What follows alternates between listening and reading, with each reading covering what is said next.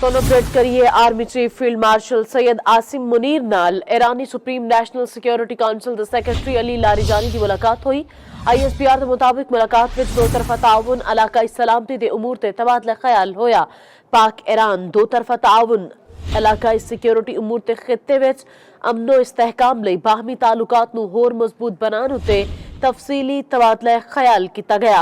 दोनों रहनुमावां ने खित्ते दी मजमूई सिक्योरिटी ते बदलदी इलाकाई सूरत हाल उत्ते तफसीली गलबात की। इस मौके उत्ते आर्मी चीफ ने खित्ते विच अमनो इस्तेहकाम लई पाकिस्तान दे अज़म नूं एक बार फिर दोहराया।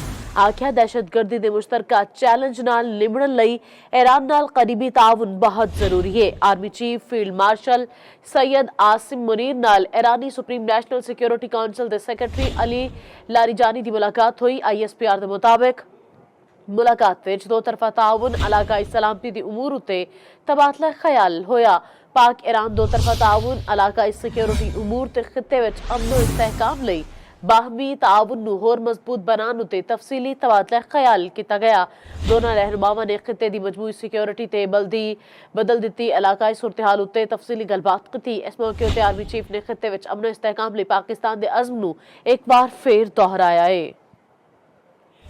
दहशतगर्दी के मुश्तरका चैलेंज नाल निबड़न लई ईरान नाल करीबी ताउन बहुत जरूरी है। इस मौके उत्ते आर्मी चीफ ने खित्ते विच अमनो इस्तेहकाम लई पाकिस्तान के अज़म नूं एक बार फिर दोहराया है। दोनों रहनुमावां ने खित्ते की मजमूई सिक्योरिटी ते बदलदी इलाकाई सूरत हाल उत्ते तफसीली गलबात की। पाक ईरान दो तरफा ताउन, इलाकाई सिक्योरिटी उमूर ते खित्ते विच अमनो इस्तेहकाम लई बाहमी तालुकात नूं होर मजबूत बनाने उत्ते तफसीली तबादला ख्याल किया गया। ISPR के मुताबिक मुलाकात विच दो तरफा ताउन, इलाकाई सलामती के उमूर उत्ते तबादला ख्याल होया।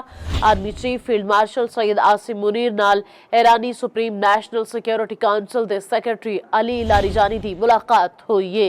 तुहानूं दस रहे दोनों रहनुमावां ने खित्ते की मजमूई सिक्योरिटी ते बदलदी इलाकाई सूरत हाल उत्ते तफसीली गलबात की। इस मौके उत्ते आर्मी चीफ ने खित्ते विच अमनो इस्तेहकाम लई पाकिस्तान के अज़म नूं एक बार फिर दोहराया। आख्या दहशतगर्दी ते मुश्तरका चैलेंज नाल निबड़न लई ईरान नाल करीबी ताउन बहुत जरूरी है। मुलाकात विच दो तरफा ताउन, इलाकाई सलामती की उमूर उत्ते तबादला ख्याल होया है। पाक ईरान दो तरफा ताउन, इलाकाई सिक्योरिटी उमूर ते खित्ते विच अमनो इस्तेहकाम लई बाहमी तालुकात नूं होर मजबूत बनाने उत्ते तफसीली तबादला ख्याल किया गया है। दोनों रहनुमावां ने खित्ते की मजमूई सिक्योरिटी ते बदलती इलाकाई सूरत हाल उत्ते तफसीली गलबात की है।